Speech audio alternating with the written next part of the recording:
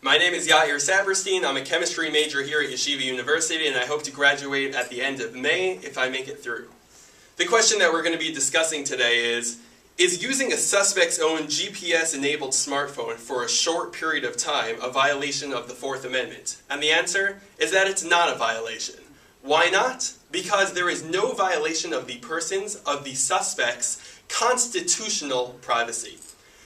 In any case that deals with a physical trespass, then that is one separate inquiry that the police have to make. But in a case that deals with no physical trespass, in our case, in order to question if something violates the Fourth Amendment, what has to be asked is there a reasonable expectation of privacy that has been violated?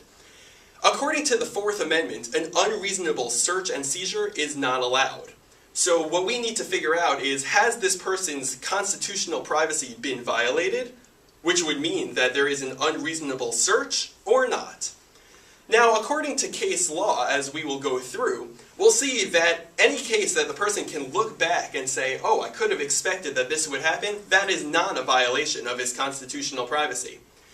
Two of the examples that I will bring are the case of Kylo, where there's a thermal imaging device outside of my house to see the heat emanating from within my house. That is a violation of my constitutional privacy. And a listening device outside of a phone booth that I'm using, that's also a violation of my constitutional privacy. Why? Well, we look at the case of knots, where the Supreme Court justices said any type of law enforcement that is dragnet type, anything that if I look back, I can't see it coming, that is a violation of my constitutional privacy. What is not a violation of my constitutional privacy? The following four cases. Police looking into my car with binoculars, police looking in my garbage, the case of US v. Place, where a dog may sniff my luggage to see if there are narcotics, and the 1979 case brought before the Supreme Court about an IRS agent recording a conversation that I'm having with him surreptitiously. While those are a violation of my individual privacy, those are not a violation of my constitutional privacy. Why not? Because looking back on that, I could have expected that those cases would happen. I could have expected, looking back upon what happened, that the IRS agent would have recorded surreptitiously the conversation that I had with him.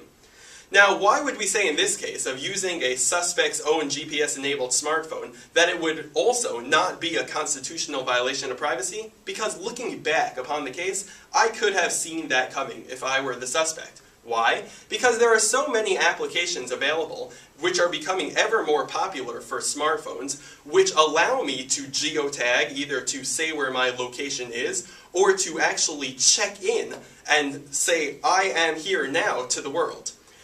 I will give you four examples. Example number one is Google Latitude, which allows me to share my location with my family and friends. On Facebook and Twitter, number two, I can geotag my location, which is with every post that I make, I say where I am. Just to show you how popular it is, Facebook actually bought Instagram, which also has this geotagging ability just for pictures instead of for posts, for $1 billion. Obviously, it's an up-and-coming technology which is becoming ever more popular.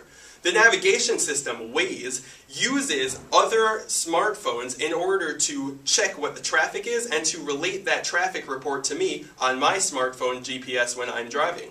And finally, example number 5 is something known as Foursquare, which allows me to check in my location. In 2009, there were 100,000 users. And as of April 16, 2012, there were 20 million users. So if I am a suspect and the police are using my own GPS-enabled smartphone for a short period of time to track me, is that a violation of the Fourth Amendment? No, because there are all of these applications that even if I wouldn't want the police to track me, looking back upon the case, I could say, yeah, I could have seen that coming. And therefore, it's not a violation of my constitutional privacy.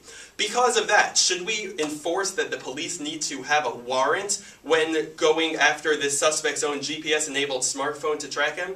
Of course not. That would be a waste of resources, a waste of time, a waste of money, because this case of using a suspect's own GPS-enabled smartphone to track him for a short period of time is not a violation of the Fourth Amendment. Why not? Because it's not a violation of his constitutional privacy. Thank you.